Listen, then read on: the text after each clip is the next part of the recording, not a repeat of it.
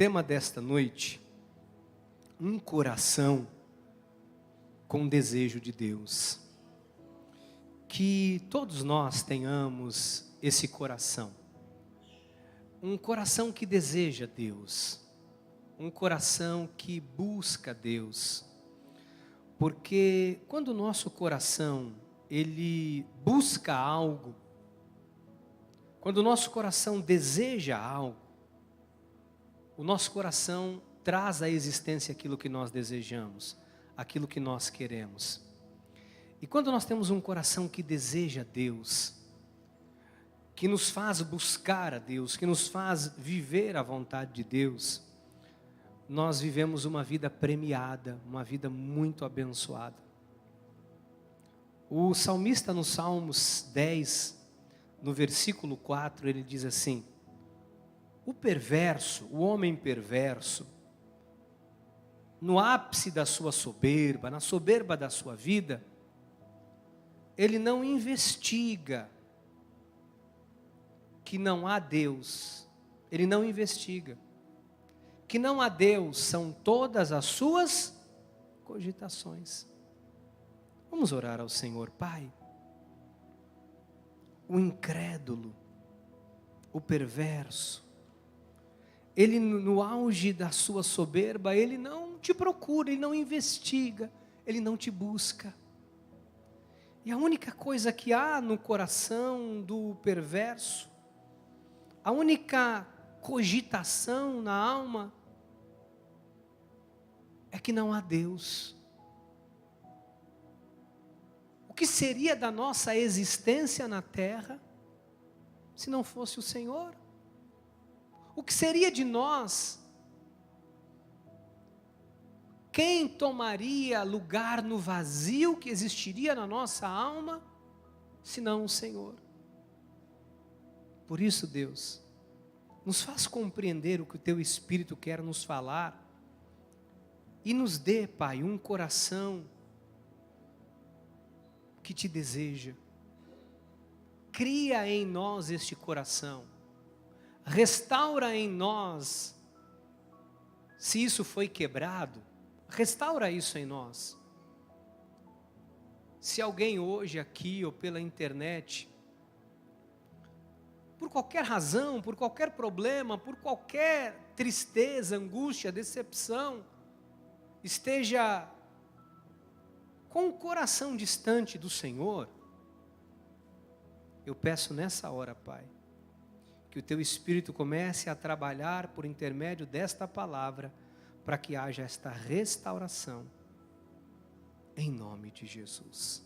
Amém, amém e amém. Louvado seja Deus. Meus amados irmãos, irmãs, minha preciosa família, é muito importante nós termos um coração que tenha desejo de Deus. É importante que você tenha um coração que ele por si só, ele busque as coisas de Deus, ele tenha o desejo de Deus. O salmista, ele fala no Salmos 10, versículo 4, o perverso na sua soberba, ele não investiga, ele não procura Deus, pelo contrário, ele pensa o seguinte, que não há Deus, são todas as suas cogitações. Então, uma pessoa que não tem um coração desejoso pelo Senhor, pelas coisas de Deus, ele não tem tempo para Deus, não há na sua vida espaço para Deus. Ou seja, são pessoas que mesmo diante de problemas, de tragédias, de dificuldades, de crises, essas pessoas, elas não buscam Deus como solução ou como auxílio para resolver os seus problemas. E o que a gente percebe é que sem, assim, demagogia, tá? sem muita polidez, as pessoas estão perdendo aos poucos esse interesse pelas coisas de Deus. A gente percebe que o coração das pessoas estão aos poucos se afastando de Deus. Eu sei que isso é bíblico, eu sei que isso já foi profetizado, que o amor se esfriaria, mas uma coisa é você ouvir a profecia, Outra coisa é você ver a profecia se cumprindo. Uma coisa é você ouvir falar que vai acontecer. Outra coisa é nós nos depararmos com o que está acontecendo. Mesmo dentro da igreja, mesmo às vezes congregando, mesmo às vezes no convívio dentro da obra de Deus, as pessoas vão perdendo esse desejo pelo Senhor, o coração aos poucos vão se afastando de Deus. Isso é muito perigoso. Em Atos dos Apóstolos, olha só o que a Bíblia nos traz aqui de revelação. E navegando de Pafos, Paulo e seus companheiros dirigiam-se a Perge, da Panfilha. João, porém, apartando-se deles, voltou para Jerusalém. Mas eles, atravessando de Perge para a Antioquia de Psídia, indo num sábado à sinagoga, assentaram-se. Depois da leitura da lei e dos profetas, os chefes da sinagoga mandaram dizer-lhes: irmãos, se tendes alguma palavra de exortação para o povo, dize-a. Então, eles fazem uma viagem, João se afasta, Paulo chega aonde ele tinha que chegar, ele vai na sinagoga, e ali está tendo um momento ali em que eles estão falando, buscando a Deus, e aí o chefe da sinagoga diz: olha, se há alguém aqui que tem uma palavra de exortação, traga essa palavra para nós. Diz o versículo 16, Paulo levantando-se e fazendo com a mão um sinal de silêncio, para que todos ficassem quietos, disse: varões israelitas, e vós outros que também temeis a Deus, ouvi. O Deus deste povo, de Israel, escolheu nossos pais. Onde é que eu estava aqui? Deus deste povo de Israel escolheu nossos pais e exaltou o povo durante a sua peregrinação na terra do Egito, de onde os tirou com braço poderoso. Paulo fala assim: olha, o nosso Deus, o Deus deste povo, o Deus de Israel, é aquele que nos tirou com braço forte da terra do Egito, da escravidão, da servidão de Faraó, com braço poderoso. Versículo 18. E suportou-lhes os maus costumes por cerca de 40 anos no deserto. E havendo destruído 7 nações na terra de Canaã, deu-lhes esta terra por herança. Vencidos cerca de 450 anos, depois disto, lhes deu juízes até o profeta Samuel. Então eles pediram um rei, e Deus lhes deparou Saul, filho de Quis, da tribo de Benjamim, e isto pelo espaço de 40 anos. 22. Tendo tirado este, levantou-lhes o rei Davi, do qual também dando testemunho disse: achei Davi, filho de Jessé, homem segundo o meu coração, que fará toda a minha vontade. O que eu quero explicar aqui? Quando nós observamos esta história de Israel, quando Paulo tem a oportunidade de falar, de exortar, perceba que a exortação de Paulo não é uma exortação de acusação, mas é uma exortação de reflexão, para ponderar. Paulo diz assim: haja vista que Deus nos libertou da terra do Egito. Haja vista que Deus nos guardou com a sua mão poderosa. E ele diz: só que há um momento na história que os homens já não querem mais um profeta. Eles querem viver conforme o costume das outras sociedades. Eles pedem um rei e Deus dá um rei. O que a gente tem que entender acerca do que Paulo está exortando e falando aqui? Paulo está dizendo o seguinte, que às vezes a gente não percebe que os costumes do mundo, as coisas do mundo vão ocupando, sabe, um espaço que deveria ser do Senhor na nossa vida e no nosso coração. Às vezes nós estamos tão cheios das coisas lá de fora, que parece que não sobra mais espaço no nosso coração para buscarmos a Deus. Às vezes nós estamos tão preenchidos com outras coisas, que nós deixamos de nos preencher com as coisas de Deus. Mas eu vou dizer, eu falo por mim mesmo, às vezes eu em casa, eu chego em casa, eu ponho o carro na garagem, tiro meu tênis, meu sapato, quando eu entro dentro de casa, eu deito e falo, cheguei. A primeira coisa que a gente acaba fazendo, sabe qual é? Pegar o telefone celular e entrar no Instagram ou no Facebook, quem tem mais idade, usa mais o Facebook, e a gente fica ali, às vezes 20, 30, 40, 50 minutos, 1 hora, toma um lanche, continua no telefone, e aí a gente às vezes tem problema, às vezes você passou um dia terrível em casa. Aonde eu quero chegar com isso? Nós, para darmos um refrigério à nossa mente, hoje a gente acaba usando mais o telefone para dar um refrigério à nossa mente, do que colocarmos o nosso joelho no chão, para buscarmos a Deus em oração, para que o Espírito de Deus traga paz à nossa alma. A gente não percebe. Não é que você não é crente, não é que você não é cristão, mas é que existem tantas coisas hoje para nos distrair, que nós acabamos de alguma forma deixando o nosso coração distante da vontade de Deus. Chega o ponto, no meio de tudo isso, Paulo fala uma coisa interessante, passa desapercebido, mas Paulo fala assim, olha que interessante, e tendo tirado Saul, levantou-lhes o rei Davi. Gente, olha essa expressão que Paulo fala aqui, olha só, o rei Davi, do qual também dando testemunho, disse, achei Davi, filho de Jessé, homem segundo o meu coração, que fará toda a minha vontade. E aí Paulo fala assim, é um dos únicos momentos que você vê na Bíblia, a Bíblia falando que Deus deu testemunho de alguém, ou seja, Deus aprovou alguém, Deus deu validação a alguém, Deus deu a Davi. Disse que Davi era um homem segundo o seu coração. Então, no meio de todas estas questões, vem Davi, entre todos os reis de Judá e de Israel, vem o rei Davi, que Deus fala, é um rei segundo o meu coração. Olha em Atos, no capítulo 13, versículo 22. Vamos ler de novo. E tendo tirado a levantou-lhes o rei Davi, do qual também dando testemunho, disse, achei Davi, filho de Jessé, homem segundo o meu coração. Olha que interessante, que fará toda a minha vontade. Deus levantou Davi para ser rei de Israel. E Deus deu um testemunho acerca de Davi. Ele diz, Davi é um homem segundo o meu coração e ele vai fazer toda a minha vontade. O que é um homem segundo o coração de Deus?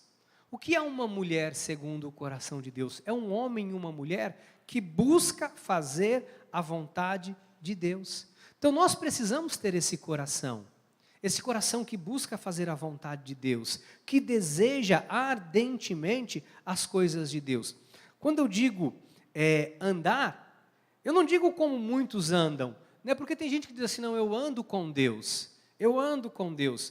Muitas pessoas não buscam a Deus, amados. Às vezes eu vejo igrejas lotadas, eu vejo pessoas em diversos lugares falando de Deus, com carinho, tá? Entenda, eu tenho responsabilidade para falar isso, mas muitas pessoas não buscam a Deus. Muitas pessoas estão nas igrejas, buscando o que Deus pode lhes dar. Sabia que é diferente? Buscar o que Deus pode te dar do que buscar a Deus. Quando Deus olha para Saul, e o coração de Deus não tem mais alegria em Saul, é porque Saul não buscava mais a Deus. Na verdade, o coração de Saul só era feliz com o que Deus lhe proporcionava.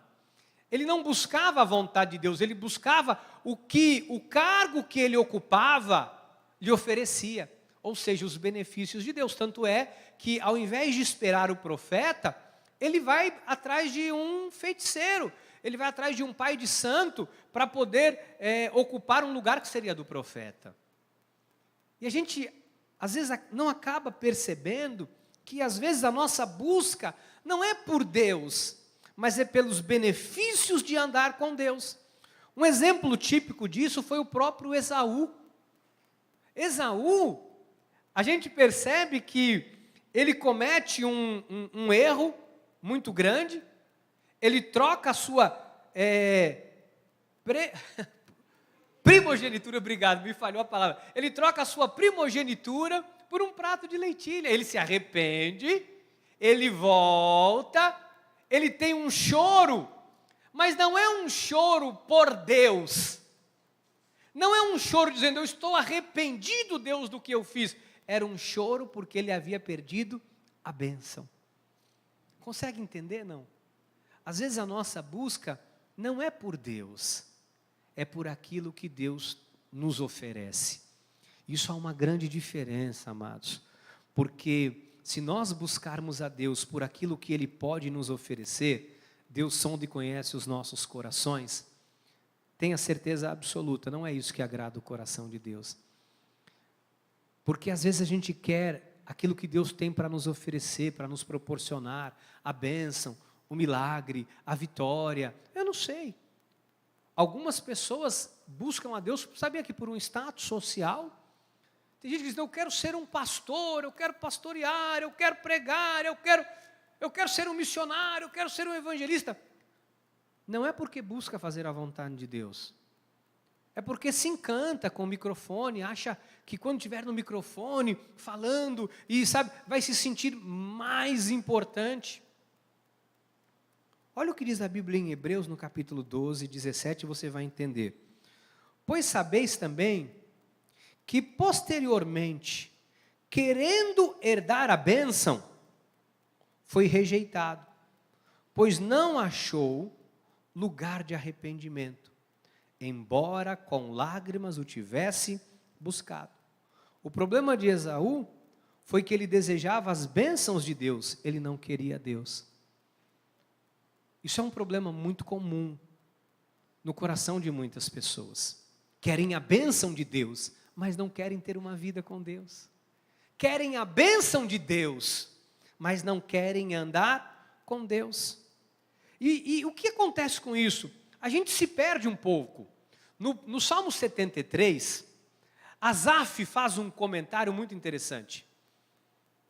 Asaf, ele começa a olhar para a prosperidade do ímpio, e ele fala assim, poxa, como é que pode, o ímpio prospera? Como é que pode essa pessoa que não teme a Deus estar prosperando?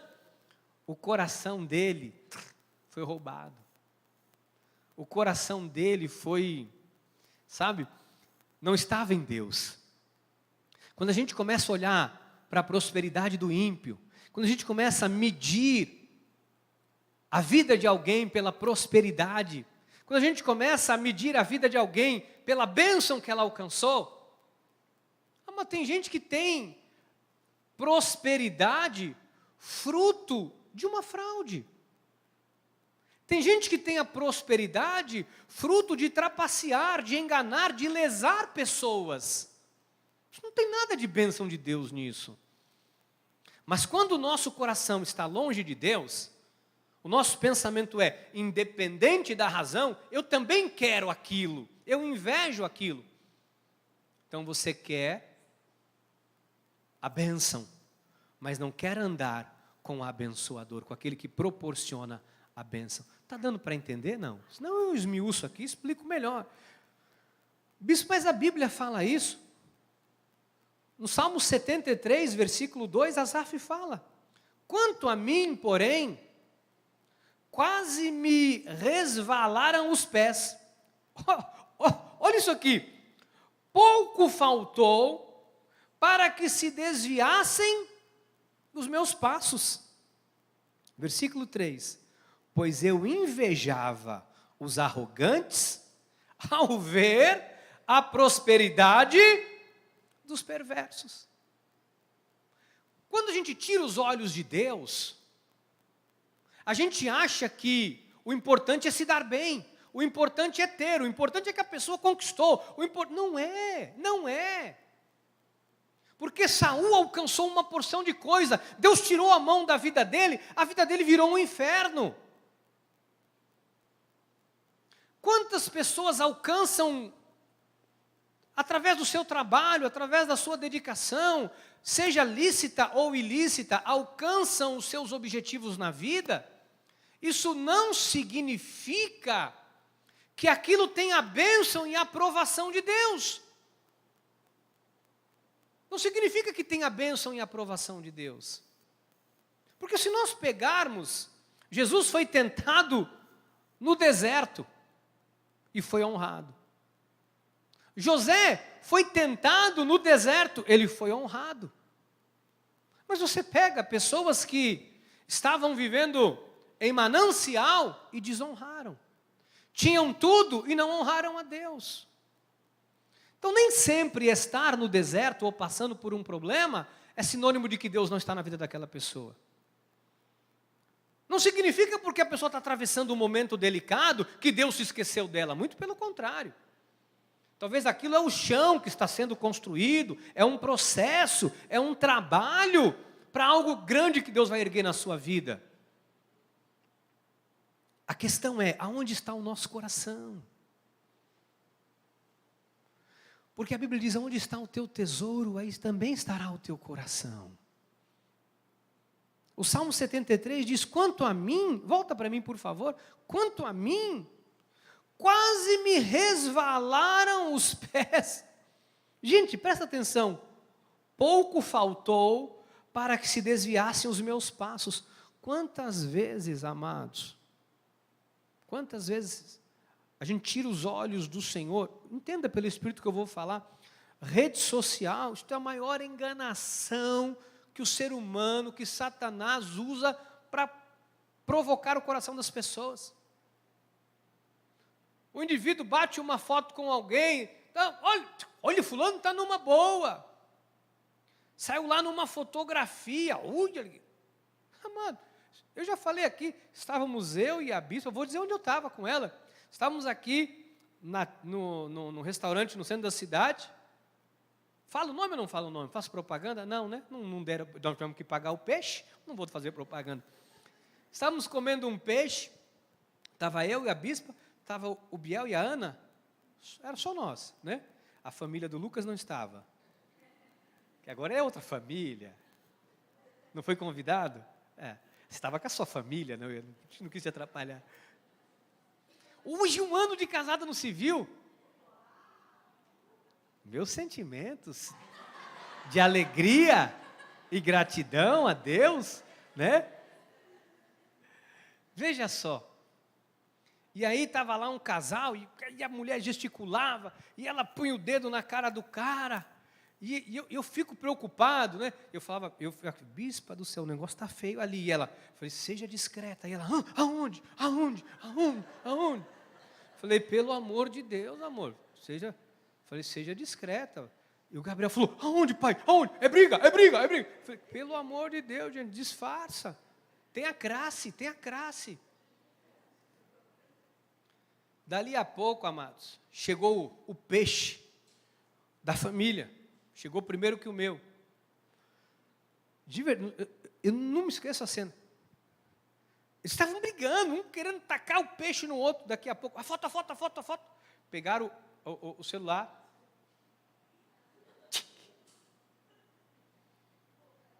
Curtindo com o mozão. Curtindo com o meu amozão.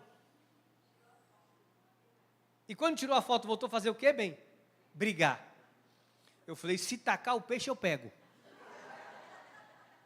Porque uma vez eu peguei um frango, eu não vou pegar um peixe. E a Bíblia fala, olha, me faltou pouco para eu me desviar, porque eu estava com inveja daquilo. O coração foi roubado. Quantas vezes a gente está olhando para a vida dos outros, para aquilo, e a gente acha que a nossa vida, desculpa a expressão, pelo amor de Deus, me perdoe, a gente acha que a nossa vida é uma droga, é um lixo, que nada de bom acontece, porque a gente olha para a vida dos outros, aquela vida de novela, aquela vida de TV. Como me disse um senhor, estão uns 2 meses atrás, olha, tem uma pessoa que toda vez que vem aqui, começa a me falar isso, e a pessoa fala do dinheiro, e fala de carro, eu me sinto uma pessoa miserável. Eu falei, é o diabo. É o diabo. Porque você é uma pessoa bem-sucedida, você tem um bom carro, tua esposa tem um bom carro, você é um cara digno, honesto, trabalha, pô, você é um cara bacana, beça. Por que você está pensando essa bobagem toda? O rapaz começou a chorar. Meu Deus, é verdade, onde que eu estava com a minha cabeça? Pois eu invejava os arrogantes ao ver a prosperidade dos perversos. E quando isso muda, bispo? Asaf fala no versículo 17, até que entrei na igreja, até que entrei no santuário de Deus, e atinei com o fim deles. Ele viu aqueles que não acreditavam em Deus, ele entendeu ao estar na igreja que aquilo era tudo ilusão, era passageiro, e que o destino que Deus tinha traçado para ele eterno era muito maior do que tudo aquilo. Esse é o nosso problema. A gente acha que o futuro, o que Deus tem reservado para nós não é nada, mas o mais importante é isso. Eu quero caminhar para os minutinhos finais, eu não posso hoje, temos ceia ainda, não posso me alongar, mas eu quero dizer para você o seguinte: a gente tem que se voltar para Deus, nos atinarmos para aquilo que Deus tem para nós. No versículo 25 ele diz: quem mais tenho eu no céu? Não há outro em quem eu me compraza na terra. A quem nós temos, amados?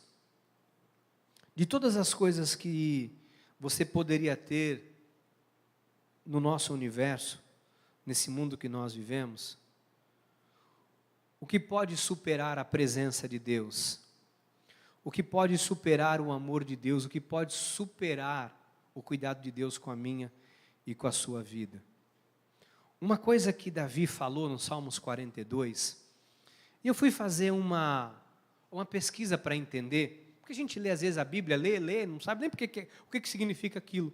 Mas o Salmos 42 me chamou a atenção num detalhe, porque o Salmo em que Davi fala assim: como suspira a corça pelas correntes das águas, assim por ti, ó Deus, suspira a minha alma. A minha alma tem sede de Deus, do Deus vivo. Quando irei e me verei perante a face de Deus? Davi fala assim: como a corça suspira pela água, assim a minha alma tem sede de Deus. Aí eu falei: o que significa? Eu fui fazer uma pesquisa. E a corça tem um negócio interessante nela. Ela tem a capacidade, olfato tão apurado, que ela consegue sentir o cheiro da água quilômetros debaixo da terra. E ela tem uma capacidade de sentir o lugar onde há um riacho, onde há uma água, para ela poder ir lá e sedentar ou dessedentar a sua sede. Ou seja, ela tem a capacidade, ela suspira, ela consegue sentir. E aí a gente vê Davi falando assim: olha, eu quero ter essa capacidade na minha alma de suspirar, de sentir Deus, de farejar as coisas de Deus.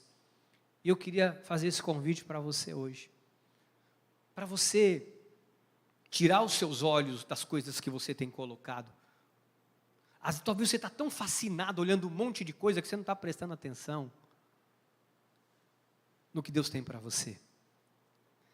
Às vezes a gente inveja uma vida que nos bastidores é uma vida podre, mas que na mídia social é um conto de fadas.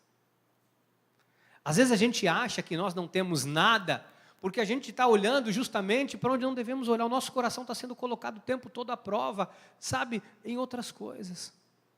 Eu queria que você colocasse os seus olhos a partir de hoje em Deus.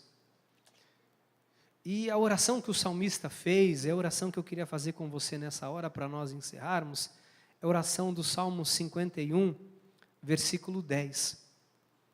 Quando ele diz assim: cria em mim, ó Deus, um coração puro, e renova dentro de mim um espírito inabalável. Que Deus possa renovar isso em você. bispo, como eu busco essa alegria? Como que isso ocorre na minha vida? O Salmo 122, 1 diz: alegrei-me quando me disseram, vamos à casa do Senhor. Eu quero te dizer que é aqui que Deus vai limpar o teu coração e vai lavar os teus olhos, para que você consiga enxergar direito. Às vezes a gente não percebe que o nosso afastamento de Deus, o nosso afastamento de ter uma visão clara, é simplesmente porque nós fomos nos afastando da igreja. De alguma forma a gente vai deixando a igreja de lado, segundo plano, e o nosso coração vai sendo tomado, como disse Asaf, a gente começa a invejar, a gente começa a olhar, e a gente começa a querer aquilo, como Esaú quis, um prato de leitilha. E ele trocou pela bênção que Deus tinha para ele, por um prato de comida. Percebe que às vezes a gente troca a bênção de Deus por algo que é um prato de leitilha, que é um momento, que é alguma coisa, e que é passageiro. Meu amado, minha amada, de verdade, busque a Deus, busque estar na casa de Deus, busque se relacionar com Deus, busque ouvir a Deus, faça essa oração, sabe, do Salmo 51, cria em mim, ó Deus, um coração puro, renova dentro de mim o Espírito, pede para Deus limpar, pede para Deus tirar do teu coração, pede para Deus fazer essa obra na sua vida. Eu queria te fazer esse convite nessa hora, para nós orarmos, porque talvez você está olhando tanto lá para fora, para o prato de leitilha, você não está percebendo que a bênção é tua. Às vezes a gente olha para aquilo que a gente acha que é a bênção, e a nossa bênção está aqui dizendo, me agarra, me pega, ei, desfrute de mim, e a gente está olhando para algo que é um deserto. A bênção de Deus está na tua vida. Olha, você tem um potencial que talvez nem você consiga enxergar. Há uma bênção de Deus sobre você, e talvez você não consiga perceber quão grande é o teu futuro, a tua história, o teu legado, o teu chamado, porque você está olhando para aquilo que não é nada, o teu coração se afastou de Deus para olhar para aquilo que não vale a pena. Volta para Deus, volta os seus olhos para o Senhor, sabe, volta para Deus, porque você vai ver o que Deus vai fazer na sua vida. Deus vai te honrar, mas de uma forma como o mundo jamais poderia fazê-lo. Amém? Amém, quer aplaudir ao Senhor? Pode aplaudir.